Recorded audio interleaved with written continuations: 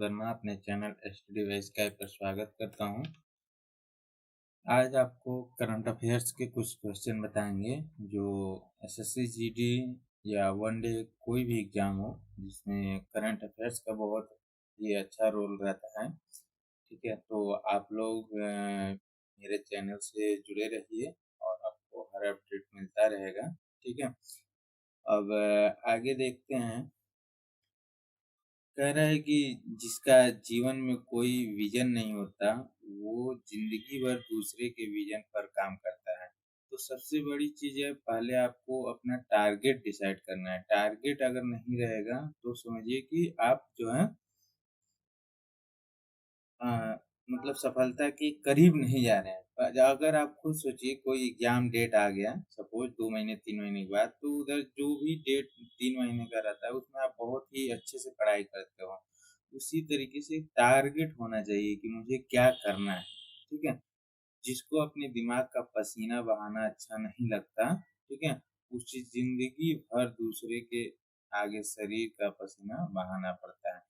यहाँ देखिए, यहाँ दिमाग का पसीना बहाना मतलब मेंटली वर्क करना है, दिमाग से काम करना है। ठीक है, अगर दिमाग से काम नहीं करेंगे फिर आपको आगे क्या है, शरीर का पसीना बहाना पड़ेगा। ठीक है, जिस व्यक्ति के काम का कोई डेडलाइन नहीं होता उसी व्यक्ति की दुनिया में कोई पहचान नहीं होती। ठीक है, देखिए समझ में आ ही गया होगा। इसलिए मेहनत करिए, स्मार्ट तरीके से मेहनत करिए। ठीक है, आइए कुछ देखते हैं क्वेश्चन आपको। कोझिकोड और ग्वालियर को यूनेस्को के रचनात्मक शहरों की सूची में जोड़ा गया है। कोझिकोड और ग्वालियर को यूनेस्को के रचनात्मक शहरों की सूची में जोड़ा गया है। ठीक है,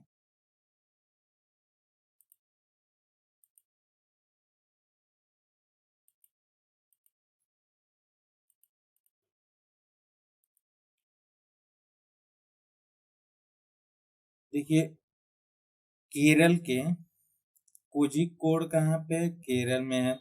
मध्य प्रदेश में ग्वालियर को यूनेस्को द्वारा मान्यता दी गई है और प्रतिष्ठित रचनात्मक शहरों की सूची में शामिल किया गया है। ठीक है, यूनेस्को के इस मान्यता की घोषणा 31 अक्टूबर को की, जिसे विश्व शहर के दिवस में मनाया जाता है।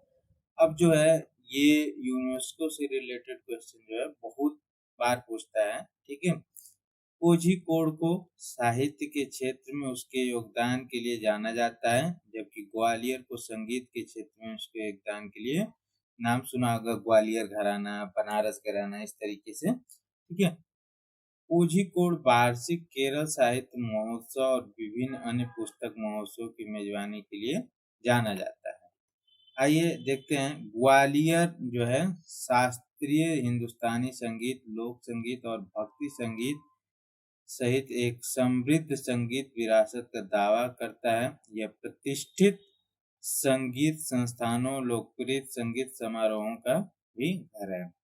यूनेस्को क्रिएटिव सिटीज नेटवर्क में अब दुनिया भर के 350 शहर शामिल हैं। ये याद रखिए कितने हैं? 350, जो 7 रचनात्मक क्षेत्रों का प्रतिनिधित्व करते हैं: शिल्प, लोक कला, डिजाइन, फिल्म, गैस्ट्रोनॉमी, साहित्य, मीडिया कला और संगीत। अब इसी से रिलेटेड एमसीक्यू देख लेते हैं। ठीक है, भारत के किस शहर को साहित्य के क्षेत्र में योगदान के लिए यूनेस्को रचनात्मक शहरों की सूची में जोड़ा गया है? तो किसको किसको जोड़ा गया है? भारत के किस शहर को साहित्य के क्षेत्र में? ठीक है, अब देखिए यहाँ पहला ऑप्शन ग्वालियर दिया है, तो अभी आपको पता चला है कि कोझिकोड और ग्वालियर जो है दो जुड़े हैं, तो आप तुरंत फटाक से ग्वालियर लगा देंगे। लेकिन यहाँ क्या कर रहा है? साहित्य के क्षेत्र में। तो कौन सा जोड़ा गया है? कोझिकोड। ठीक है, किस किस कारण से ग्वालियर को यूनेस्को द्वारा मान्यता प्राप्त और प्रतिष्ठित रचनात्मक शहरों की सूची में शामिल किया गया है? संगीत के क्षेत्र में। ग्वालियर को किसके क्षेत्र में जाना जाता है? संगीत के क्षेत्र में जाना जाता है। ठीक है, और दो कौन कौन से नाम है? कोझिकोड और ग्वालियर, ये दो नाम है। ये कोझिकोड कहाँ का है? केरल का। और ग्वालियर जो है एमपी में पड़ता है। ठीक है, आइए देखते हैं नेक्स्ट। 54वां भारतीय अंतर्राष्ट्रीय फिल्म महोत्सव IFFI 30 से 28 नवंबर तक कहाँ मना हुआ है? गोवा में। कहाँ पे हुआ है? गोवा में। International film festival of India, international film festival of India कहाँ पे हुआ है? गोवा में। ठीक है, 54वें नंबर भारतीय अंतर्राष्ट्रीय फिल्म महोत्सव ने दुनिया भर के प्रसिद्ध फिल्म निर्माताओं, छायाकारों और फिल्म निर्माताओं को महोत्सव में अंतर्राष्ट्रीय प्रतियोगिता और निर्देशक की सर्वश्रेष्ठ डेब्यू फीचर फिल्म जज करने के लिए अंतर्राष्ट्रीय जूरी के रूप में काम करने के लिए आमंत्रित किया गया है। महोत्सव के लिए 105 देशों से रिकॉर्ड कितने लोग आए थे? प्रविष्टियां प्राप्त हुई थी। रिकॉर्ड 105 देशों से 2926 प्रविष्टियां प्राप्त हुई थी। और अंतर्राष्ट्रीय जूरी के सदस्यों में अध्यक्ष शेखर कपूर और सिनेमैटोग्राफर जोस लुइस अल्काइन और फिल्म निर्माता जेरोम पिलार्ड, कैथरीन और डुसार्ट और हेलन लीक शामिल हैं। ठीक है,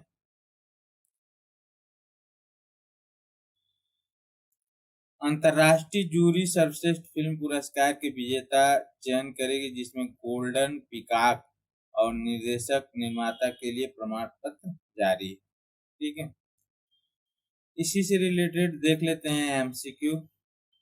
कह रहा है कि 54वीं भारतीय अंतर्राष्ट्रीय फिल्म महोत्सव अंतर्राष्ट्रीय जूरी के अध्यक्ष कौन थे?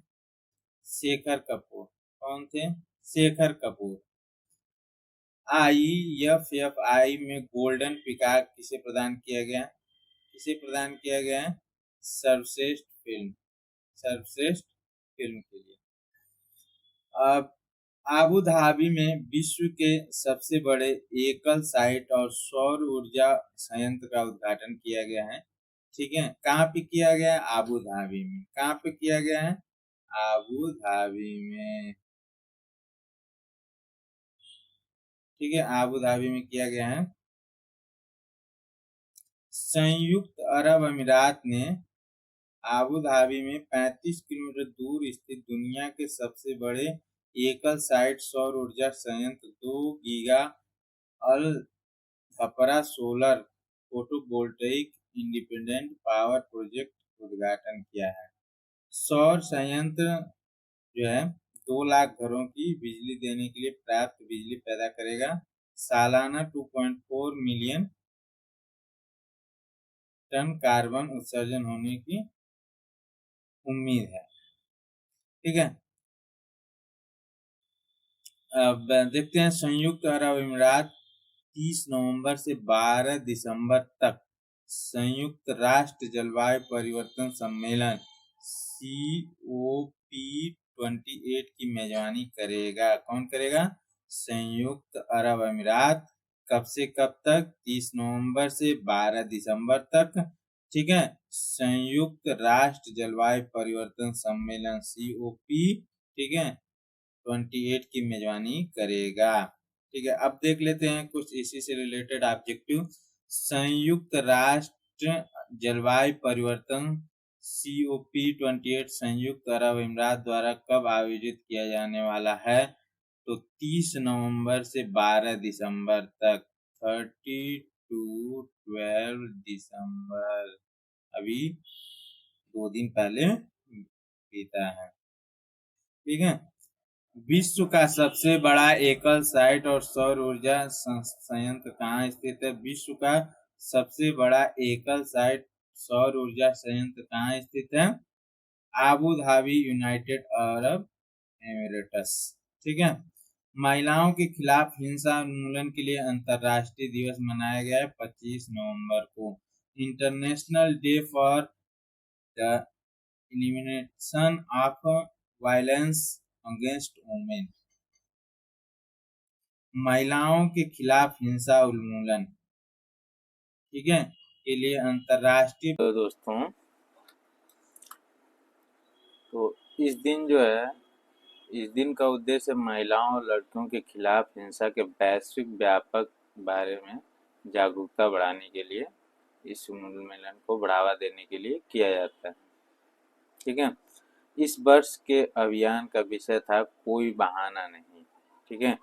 थीम जरूर पूछता है, अगर कोई पीसीएस या स्टेट पीसीएस लेवल का एग्जाम देते हैं तो उसमें पूछता है कि थीम क्या था।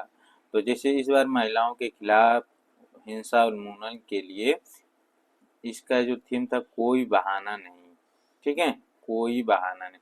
महिलाओं के खिलाफ हिंसा एक महत्वपूर्ण मानवाधिकार उल्लंघन है जो दुनिया भर में लाखों लोगों को प्रभावित करती है।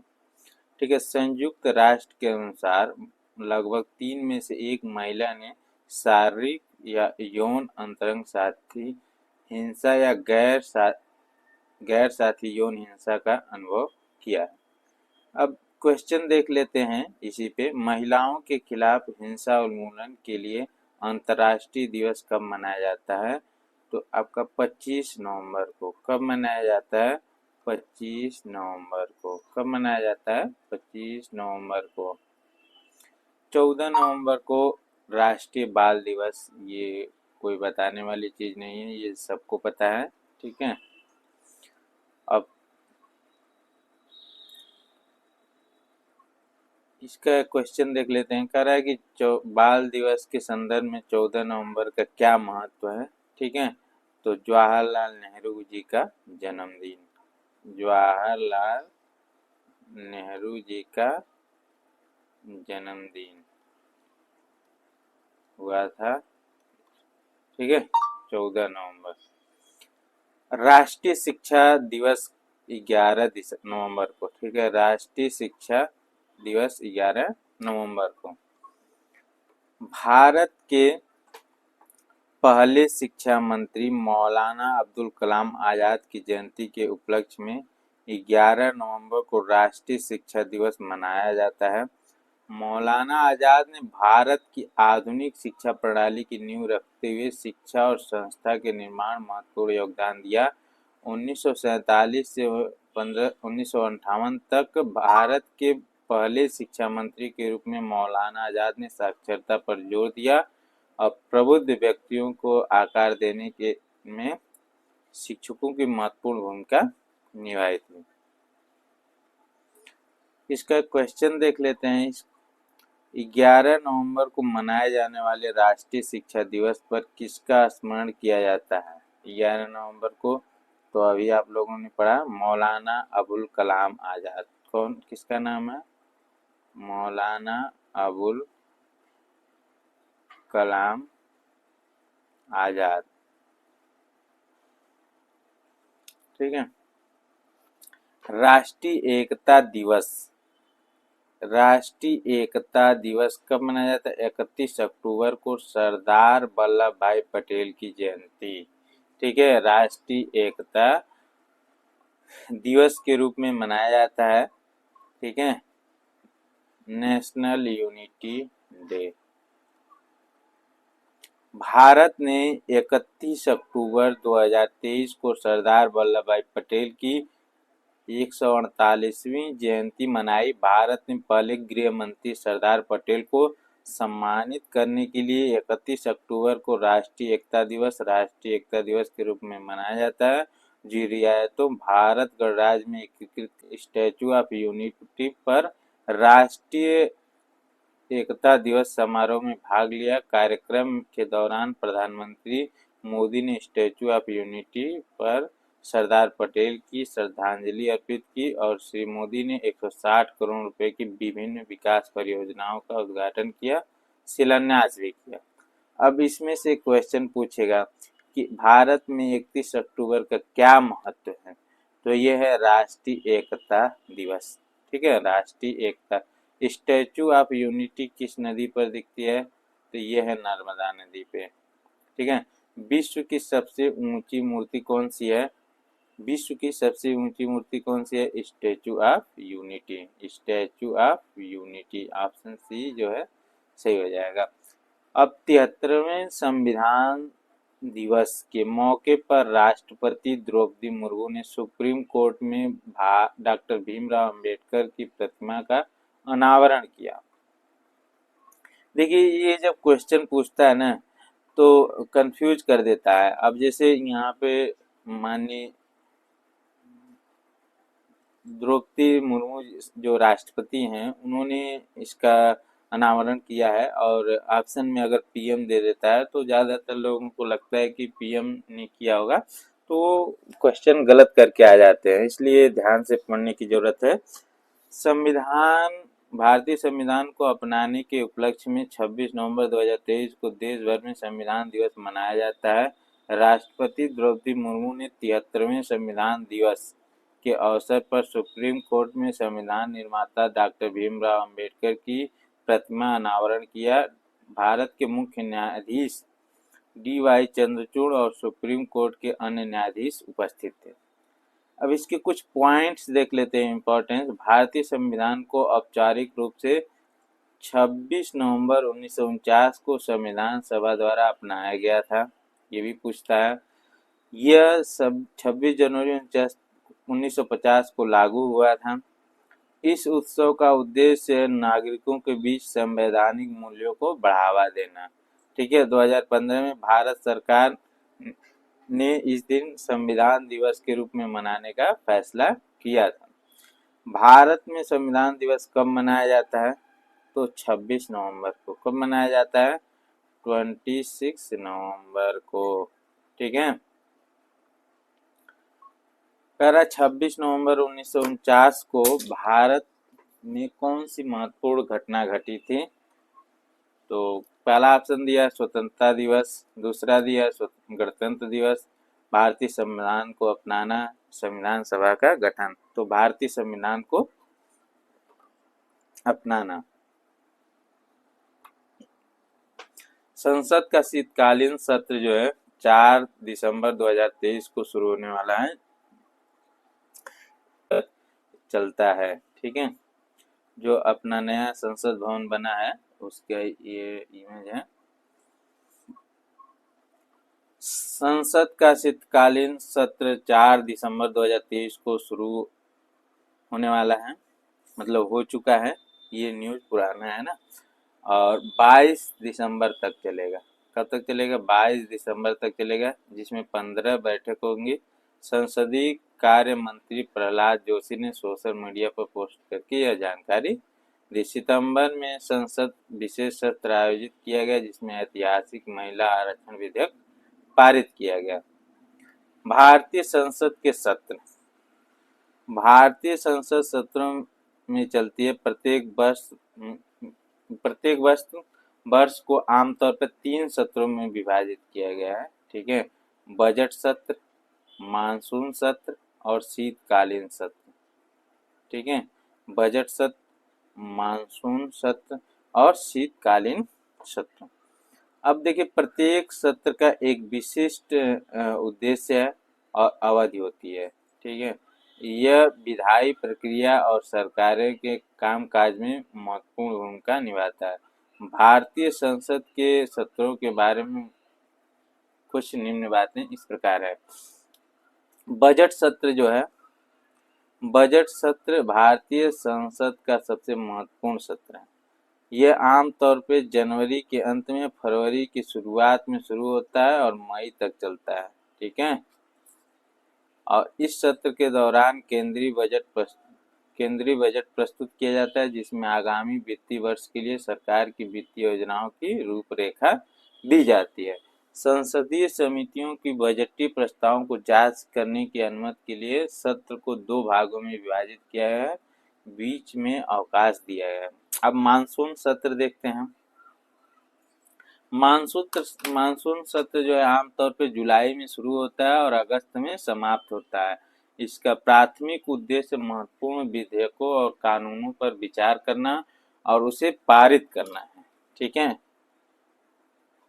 और इस सत्र का नाम जो भारत में मानसून के मौसम के साथ मेल खाने के समय के कारण पड़ा। शीतकालीन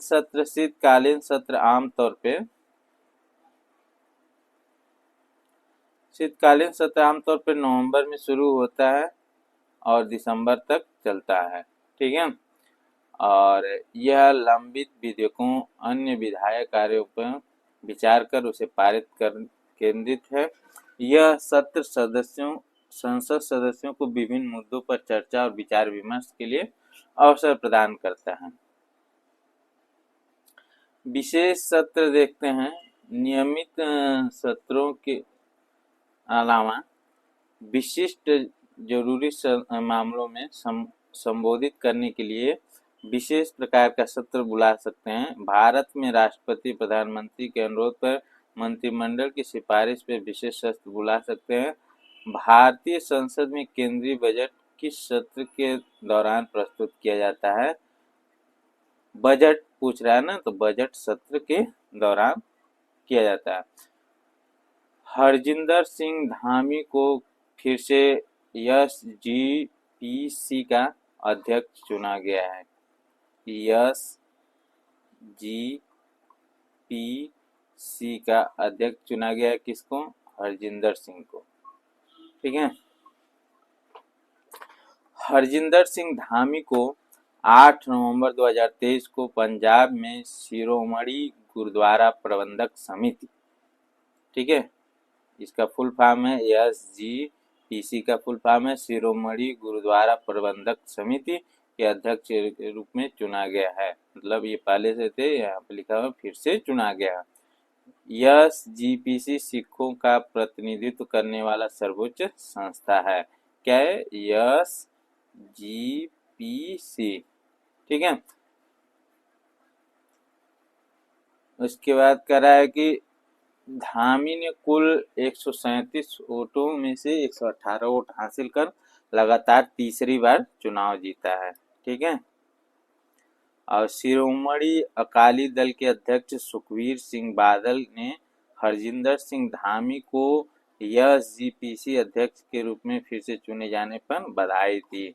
और नवंबर 2023 में पंजाब में शिरोमणि गुरुद्वारा प्रबंधक समिति एसजीपीसी के अध्यक्ष में किसे चुना गया है? तो हरजिंदर सिंह धामी को। शिरोमणि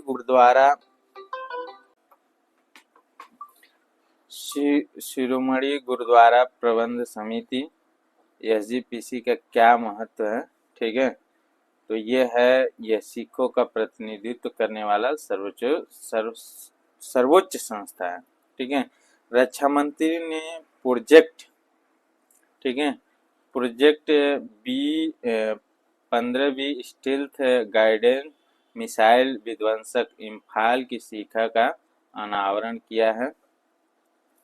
देखते हैं क्या है। रक्षा मंत्री राजनाथ सिंह और मणिपुर के मुख्यमंत्री बीरेन सिंह, ठीक है, 28 नवंबर 2023 को नई दिल्ली में प्रोजेक्ट 15वीं स्टील्थ गाइडेड मिसाइल विध्वंसक यार्ड 12706 इम्फाल